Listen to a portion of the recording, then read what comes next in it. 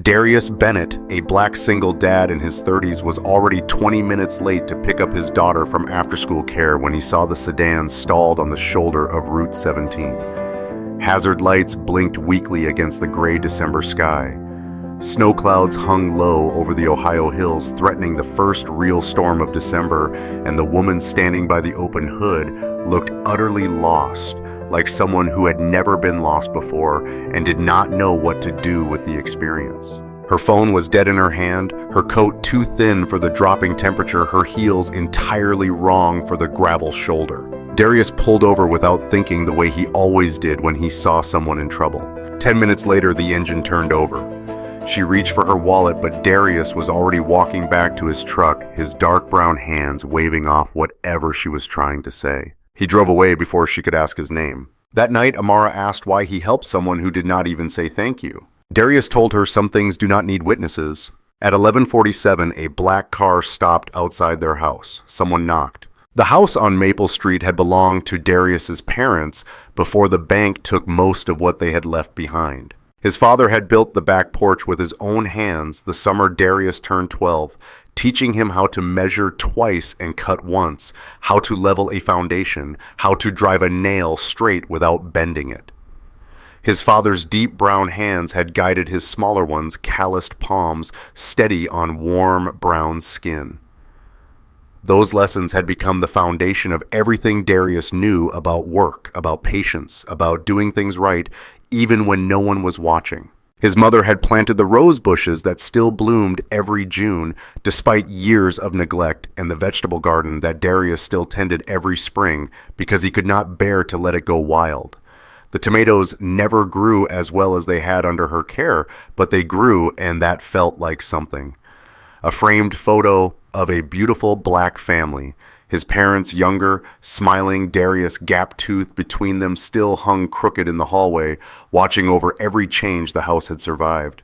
When the foreclosure notice came 3 months after she passed from the cancer that had taken first her strength and then her voice, and finally, everything else, Darius had been living in a one-bedroom apartment on the other side of town, trying to convince himself that the house was just a building and buildings did not matter. He failed at that convincing. He bought it back 6 years ago at a county auction the same month Tasha walked out and never returned.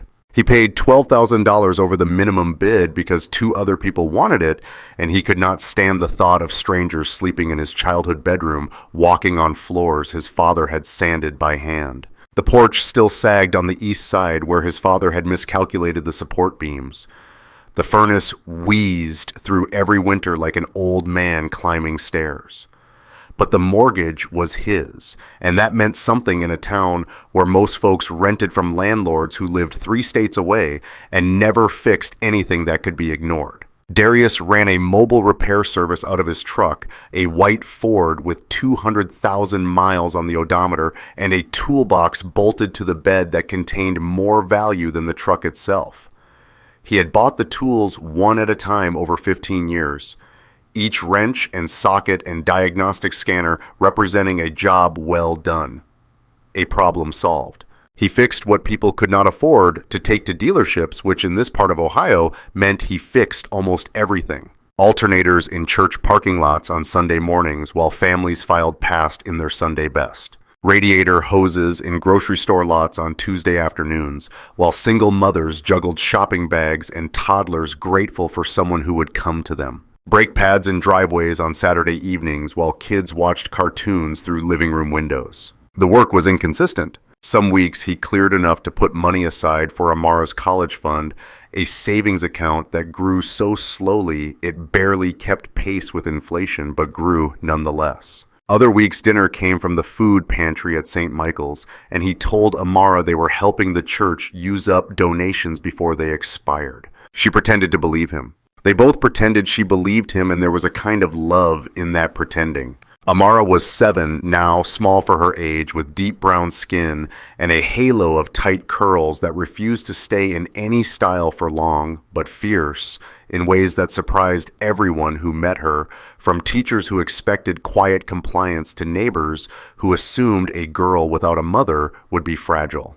She had her mother's dark, coiled hair and her father's stubborn silence, that particular quietness that came from watching more than speaking. She had stopped asking about Tasha 2 years ago, around the same time she started making her own breakfast so Darius could leave early for jobs. She knew which bills sat in the kitchen drawer and which ones her father paid first. She knew the truck needed new tires before winter and that new tires cost more than Christmas. She knew that sometimes her father sat at the kitchen table after she went to bed, his dark brown fingers pressed to his forehead, staring at columns of numbers that never added up. She did not know how to help with any of that, so she helped in the ways she could. She kept her room clean. She did her homework without being asked.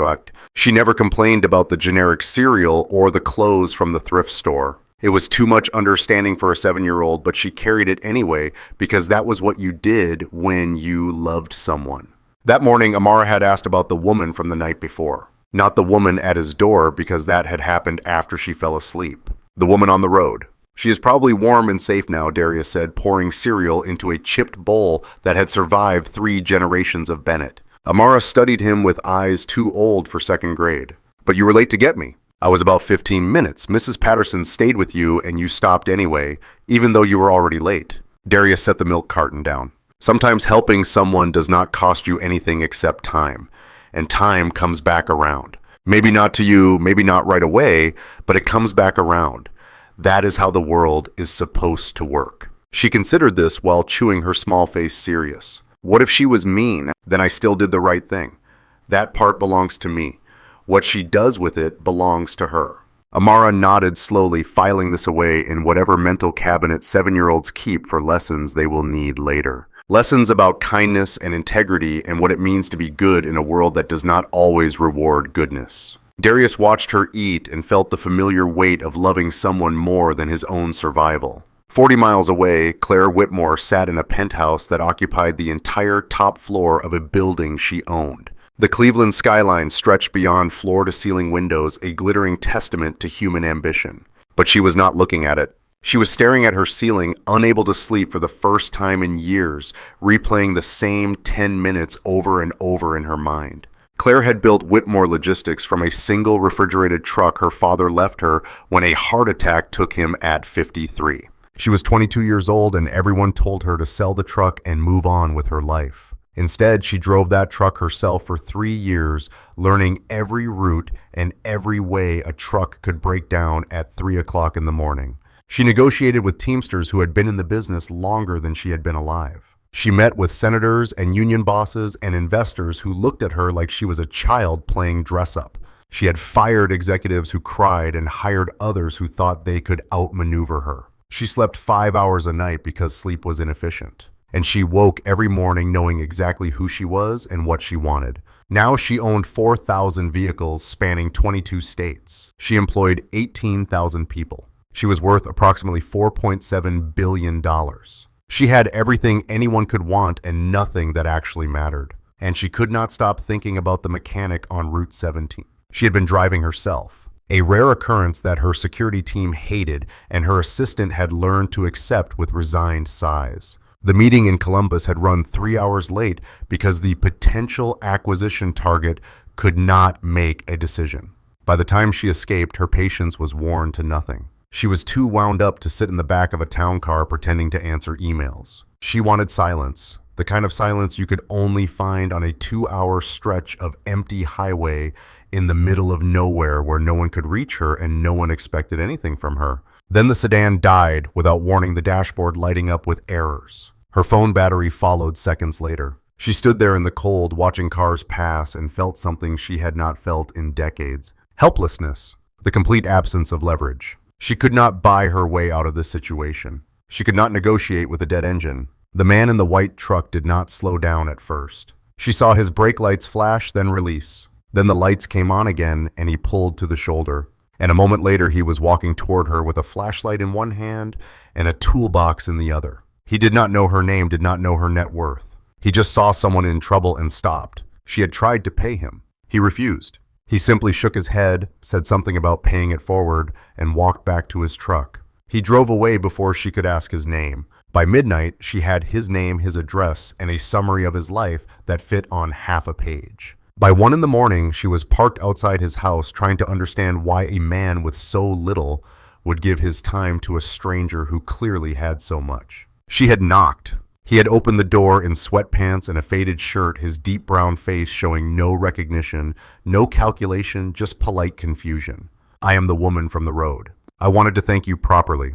And he had said, "You drove 40 miles to thank me for 10 minutes. It was the first time in years someone had made Claire feel like she needed to explain herself. The knock came at 11:47. Darius had been reading a repair manual at the kitchen table, half watching a muted television when headlights swept across his front window. He did not recognize the car, a dark sedan that probably cost more than his house. He did not recognize the woman who stepped out of it. Then he did. She stood on his porch in clothes that had no business in this neighborhood. A cashmere coat over what looked like silk. Leather gloves that probably cost more than his monthly grocery bill. Her breath visible in the cold air. Her posture somehow both confident and uncertain, like a woman who knew exactly who she was but had no idea what she was doing on the porch of a stranger in small-town Ohio. He opened the door and waited. "I am the woman from the road. I wanted to apologize." "For what?" "For not saying thank you. You drove away before I could, and I know that was your choice, but it is not an excuse. I should have called out. Instead, I let you leave thinking I was ungrateful." Darius leaned against the doorframe. "Lady, I did not think you were ungrateful.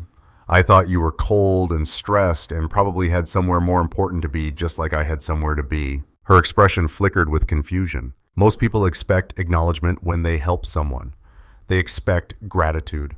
Most people are not me. She studied him with intensity. "I know, that is why I am here." Before he could respond, a small voice came from behind him. "Daddy, who is that?" Darius turned. Amara stood in the hallway, pajamas, rumpled curls, tangled eyes, squinting against the porch light. She looked impossibly small and impossibly fierce. He moved aside and Claire saw her for the first time. Something shifted in Claire's face, a softening that did not fit with the tailored clothes and confident posture, something almost like memory. She crouched slightly, bringing herself closer to Amara's level. "I am Claire. Your dad helped me today when my car broke down. I came to say thank you." Amara considered this with the seriousness she applied to everything. "Did you say thank you before?" Claire's mouth twitched. "Not right away. That is why I am here to say it properly." Amara looked at her father, then back at Claire. "She came all this way to say thank you." Darius nodded. Amara looked back at Claire with the direct gaze of a child who has not yet learned that staring is rude. "That is a lot of driving for 2 words. Claire laughed, a sound that surprised even her. "You are absolutely right. It is a lot of driving. But some words are worth driving for. Some things are worth making an effort to say." She straightened and met Darius's eyes. And for a moment, neither of them spoke. "I will leave you alone now. I just needed you to know that what you did mattered. It mattered more than you probably realize." She was halfway to her car when Darius called out, "Claire." She turned. "It is cold out here, and that coat is not meant for standing around in December weather. You want some coffee before you drive back? I would feel bad sending you home on an empty stomach when there is a perfectly good kitchen right here." She stood motionless for a long moment, her breath fogging in the air. Then slowly, like someone making a decision they did not fully understand, she walked back toward the porch. 2 weeks later, Claire's assistant called to invite Darius to the Whitmore Logistics headquarters in Cleveland. The message mentioned gratitude, a formal acknowledgement, and the possibility of discussing his future. Darius almost deleted the voicemail, but Amara had overheard the message playing on speaker while he made dinner. She said maybe he should find out what the woman wanted. Darius asked why. Amara said in her matter-of-fact way, "Because you always tell me not to close doors before seeing what is on the other side." He drove to Cleveland on a Tuesday morning, leaving before dawn. The building was glass and steel, 43 stories of corporate ambition rising from the downtown skyline. Security guards in suits, nicer than anything Darius owned, checked his ID twice. As a black man in work boots, he could feel their eyes linger a second longer than necessary, the familiar extra layer of scrutiny he had learned to live with. A receptionist offered him water in a glass so thin he was afraid to hold it. He sat in a waiting area that probably cost more than he made in 5 years and waited. When Claire emerged from an elevator, she wore a charcoal suit that probably cost more than his truck. but her smile seemed genuine, and she walked toward him without the entourage he expected. "Thank you for coming. I know this is not your usual environment. Nothing about the last 2 weeks has been usual." She led him through hallways lined with photographs of trucks and drivers spanning decades. People stepped aside when she passed phones lowered mid-conversation. Darius had never seen that kind of automatic deference. The way a room rearranged itself around her presence, it made him uncomfortable, doubly aware of being the only black mechanic in a sea of tailored suits and polished floors. They reached a conference room with a view of Lake Erie stretching toward the horizon. A man in a perfectly tailored suit was already seated at the long table. He did not stand when they entered. "This is Ethan Rowe, my chief operating officer. Ethan, this is Darius Bennett." Ethan's handshake was brief and evaluating the kind that assessed and dismissed in a single motion. "The mechanic." The way he said it landed somewhere between a question and an insult. Darius felt his jaw tighten but said nothing. There was no point engaging with someone who had already decided what they thought of you. Claire moved to the head of the table. "I asked Darius here because I wanted to thank him properly for his help on the road and because I wanted to show him what we do." Ethan's eyebrows rose. "Show him. Darius helped me when he had no reason to and asked nothing in return. I think the least we can do is show him some hospitality." The tour was elaborate, clearly designed to impress visitors with the scale and efficiency of the operation. Darius nodded at the appropriate moments and tried to ignore how Ethan looked at him, but he noticed things they probably wished he would not notice. The drivers in the break room who would not make eye contact with management. The mechanics in the maintenance bay who worked in a space half the size of his garage at home, surrounded by expensive equipment but lacking basic ventilation or proper lighting. The break room where vending machines charged $3 for a can of soda. He noticed the way people moved around Claire, a combination of respect and fear and careful calculation that seemed exhausting for everyone involved, including Claire herself, though she probably did not realize it anymore. Near the end of the tour, they passed through a maintenance bay where a young technician was struggling with a fleet vehicle. Darius paused, watching the young man remove the same bolt 3 times in a row, each attempt more frustrated than the last. "The torque setting is wrong," Darius said loud enough for the technician to hear. Everyone stopped. Ethan looked annoyed. Claire looked curious. The technician looked up with the expression of someone caught failing. Darius walked over, took the wrench from the technician's hand, and adjusted the setting by feel his dark fingers moving with easy confidence. "Try it now." The bolt came out clean on the first attempt. The technician stared at the wrench like Darius had performed magic. "Your torque spec sheet is probably out of date." Darius said this model year switched to a different fastener midway through production. Easy mistake if no one updated the documentation. The technician nodded. "Thanks. No one told us about that change. No one ever does. You just have to learn it the hard way or find someone who already has." Darius handed back the wrench and returned to the group. Ethan's expression had hardened into something that looked almost like hostility.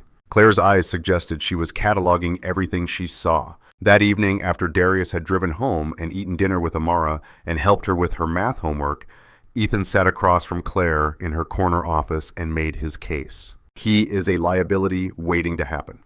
A random mechanic shows up out of nowhere, ingratiates himself, and suddenly you are treating him like a consultant, showing him operations, introducing him to staff. It is irregular. I am treating him like a person who helped me without expecting anything in return. That is rare. Rare does not mean valuable. Rare does not mean trustworthy. Claire looked out at the city lights. When I was 23 with one truck and no idea what I was doing, a man at a diner spent 2 hours explaining freight margins to me. He did not know me had no reason to help. He just saw someone who needed help. I built this company on that moment, she continued. Someone taking a chance on a stranger, someone seeing potential instead of problems. When did we forget how to do that? I have not forgotten anything. I am protecting what we have built. From a single father who fixes cars for a living, from anyone who does not belong in these conversations. Claire turned to face him. And who decides who belongs? Ethan did not answer. They both knew who had been making those decisions. The next morning, Claire asked her assistant for a background check on Darius Bennett. What came back was sparse. A marriage that ended in divorce 4 years ago. A house bought at auction. a mobile repair business that barely broke even, a daughter with above-average grades. Nothing that explained why he stopped on a cold road to help a stranger. Nothing that explained why he turned down money he clearly needed. It was the cleanest background check she had ever seen. No debt beyond his mortgage. Ethan used the same information differently. He saw unpaid bills from 3 winters ago, a gap in employment after the divorce, and acceptance to an engineering program Darius never attended. He sees opportunity, Ethan told Claire. A woman worth billions shows up at his door and suddenly he is helpful and charming. You do not find that suspicious? I find it remarkable. Claire closed the folder. Have legal investigate quietly. If there is anything to find, they will find it. A week later, Claire drove to Darius's house unannounced. She found him in his garage, the door rolled up despite the cold, teaching Amara how to repair a bicycle chain while an old radio played classic rock at low volume and the smell of motor oil and cold metal filled the air. They did not notice her at first. She stood in the driveway watching them work. Darius's hands moved with patient precision, demonstrating each step, while Amara watched with concentration so fierce it bordered on comical. When she made a mistake, threading the chain wrong, he asked questions until she found the error herself. You hooked it through the wrong way, Amara said finally. That is why it keeps slipping. Darius smiled and it transformed his face. Good catch, now fix it. She did her small brown fingers careful and precise. When the chain ran smooth, she looked at her father with pure triumph. Claire felt something shift in her chest, a recognition of something she had never had: a father who taught instead of demanded, who praised instead of criticized. Darius noticed her. He straightened, wiping his hands on a rag. Sorry for dropping by unannounced, Claire said. You apologize a lot for someone who runs a company. She laughed. Old habit. Darius walked toward her. Amara, say hi to Claire. Hi, Claire. Amara did not look up from the bicycle. Did your car break again? No, I just wanted to talk to your dad. Amara finally looked up, studying Claire with unsettling directness. About what? About how sometimes people surprise you. About how sometimes you meet someone and they change the way you see things. Amara considered this. Daddy surprises me all the time. He knows how to fix everything. Claire looked at Darius. Not everything, but more than most people. They talked for nearly 2 hours while Amara rode her repaired bicycle in circles around the driveway. Loops that grew gradually larger as she gained confidence in the repair's holding. Darius told Claire about the engineering program he had been accepted to the summer after high school top model. Full scholarship, a chance to escape the small town that sometimes felt like a trap. He told her about this call that came 2 weeks before classes started, his mother's voice shaking the diagnosis that changed everything overnight. He told her about the years spent caring for her while his marriage crumbled around him, while Tasha grew tired of competing with a dying woman for her husband's attention and eventually stopped competing at all. He told her about the decision to buy back the family house instead of starting over somewhere new. The irrational attachment to walls and floors that held memories he could not let go of, no matter how much easier it would have been to walk away. He spoke without self-pity, without bitterness, just facts arranged in the order they happened. Claire told him about the early years of Whitmore Logistics, the 18-hour days that stretched into 18-hour weeks until she forgot what normal felt like. The investors who tried to push her out because she was young and female and did not play golf or laugh at their jokes. The partners who disappeared when things got difficult and reappeared when the money started flowing. The moment somewhere around year 15 when she realized success had cost her every meaningful relationship outside of work. Every friendship that was not transactional, every chance at a family of her own. The loneliness that lived in the penthouse like a permanent resident, always there when she came home, always waiting. She did not know why she was telling him any of this. She did not tell anyone anything. Darius listened completely without interrupting, without judgment, without that look people got when they were formulating their response instead of actually hearing what you said, already planning their next words while yours were still forming. When she finished, he was quiet for a long moment. Then he said, "You built something real, something that employs thousands of people. That is worth being proud of. It does not feel real most days. It feels like a machine I cannot stop. Machines can be rebuilt, adjusted. Sometimes they just need someone to look at them with fresh eyes." Claire understood then what made him different from everyone else she had met in 2 decades of business and negotiations and carefully managed relationships. He was not interested in what she had. He was not calculating how to benefit from her attention or her resources or her influence. He was interested in whether she was okay, in whether she was happy, and whether the life she had built was actually the life she wanted. It was the most disorienting kindness she had ever experienced. The board meeting was scheduled for Thursday. Claire had spent weeks preparing a proposal to restructure driver welfare maintenance standards and community investment. It would cost money in the short term, but it would build something sustainable in the long term, something she could be proud of. Ethan knew about the proposal. He had been working to undermine it since he found the draft. When Claire arrived, she found him already seated with 3 board members who owed their positions to his recommendations. The energy was hostile before anyone spoke. "The proposal is idealistic," Ethan said before Claire could finish her opening remarks. "It sacrifices quarterly performance for theoretical long-term benefits. Our investors did not sign up for philanthropy. Our investors signed up for a company with integrity," Claire responded. "Right now, we have drivers sleeping in their trucks because we do not pay them enough for hotels. We have mechanics working with equipment that should have been replaced 5 years ago in bays without proper ventilation. And our stock price has tripled. That is not despite those efficiencies, it is because of them." Claire looked around the table. She saw cautious faces, calculating faces. Darius Bennett was not in the room, but she thought of him anyway, of the way he had taught his daughter that doing the right thing was not a transaction. "I am not asking for charity," Claire said. "I am asking for investment in the people who make this company work. Better conditions lead to better retention. Better retention leads to better service. That is not idealism, that is strategy." Ethan leaned forward. "This is about the mechanic, is it not? A stranger changes your tire and suddenly you want to change everything. This is about the fact that I have spent 20 years building something I am no longer proud of. A company that treats people like expenses instead of assets. That is not who I wanted to be." The room went silent. Board members exchanged glances, the kind of glances that calculated risk and measured alliances and tried to determine which way to jump. No one wanted to be on the wrong side of this moment, whatever side that turned out to be.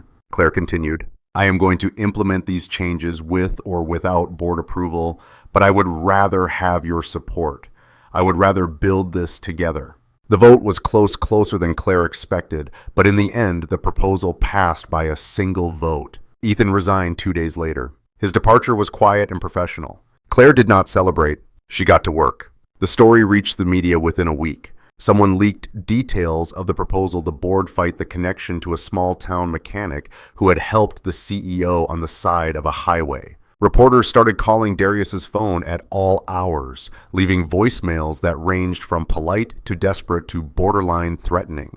They showed up at his house with cameras and notebooks and perfectly practiced smiles. They wanted interviews, photographs, quotes about the woman who had changed her entire company because of a roadside act of kindness. Darius declined everything. He continued fixing cars in parking lots. He continued making dinner for Amara. He continued living his life as if nothing had changed, because for him, nothing had. Claire found him 3 weeks later working on a delivery van behind a restaurant. She had driven herself, leaving her phone at the office, telling no one where she was going. He did not seem surprised to see her. He straightened from under the hood, wiping his hands on the rag that seemed to live in his pocket, and waited. "You have been avoiding me," she said. "I have been giving you space to do what you need to do. You have been busy. I did not want to be a distraction. And if I said I needed to talk to you, if I said you are the one person I want to talk to right now," he considered this. "Then I would say, you could have called." "I did call. You did not answer." Darius smiled slightly. "Telemarketers have been aggressive lately." Claire laughed, and the sound surprised her. It felt genuine in a way that most of her interactions had not felt in years. "I wanted to thank you," she said again, "for everything. I did not do anything. I changed a belt and reconnected a wire. You reminded me why I started this company in the first place. You showed me what it looks like to help someone without expecting anything in return." Darius shook his head. "I fixed your car, everything else you did yourself." Claire stepped closer. "You know that is not true." He met her eyes. She saw no calculation there, no ambition, just the same steady presence that had made her trust him from the first moment. "What do you want, Claire, not from me? What do you actually want from your life?" She considered the question. I want to build something that lasts, something that helps people. I want to stop being lonely. I want Amara to grow up in a world where kindness is not remarkable, where helping strangers is normal, where people take care of each other. Darius nodded slowly. That sounds like a lot of work. It is, but I think it might be worth it. He was quiet for a moment.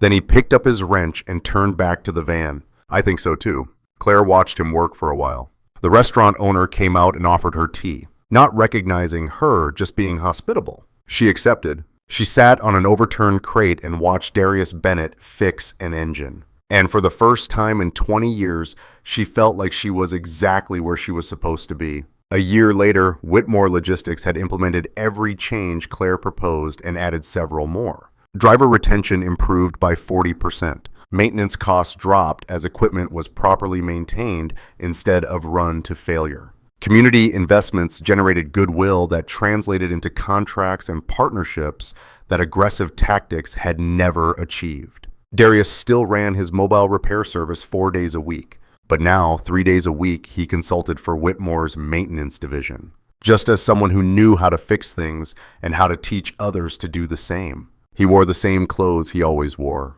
He drove the same truck. He refused every title they tried to give him. Amara was 8 now. She had met Claire's assistant and the security guard who worked the night shift at the Whitmore building.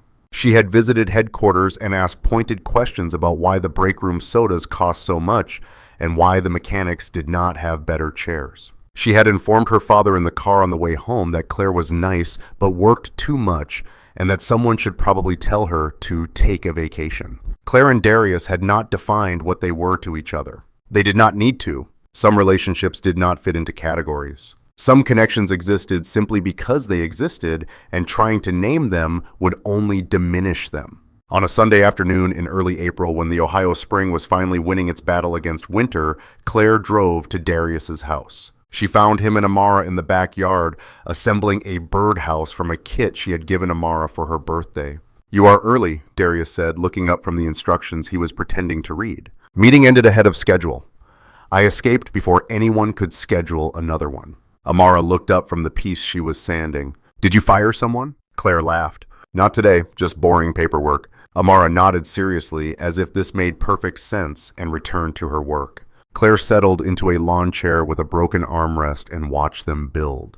The birdhouse came together slowly, with many consultations of the instructions and several moments of confusion about which piece went where. Amara did most of the work, with Darius guiding her hands when she needed it and stepping back when she did not. She measured twice and cut once, just like her grandfather had taught her father, just like her father had taught her. She sanded the rough edges until they were smooth enough to touch without getting splinters. She applied the wood glue, carefully wiping away the excess with a rag, taking her time because rushing would mean doing it wrong, and doing it wrong would mean doing it again. Claire found herself thinking about all the things she had built over the years: companies, deals, strategies. None of them felt as real as this simple wooden box meant to hold something alive. Darius caught her watching.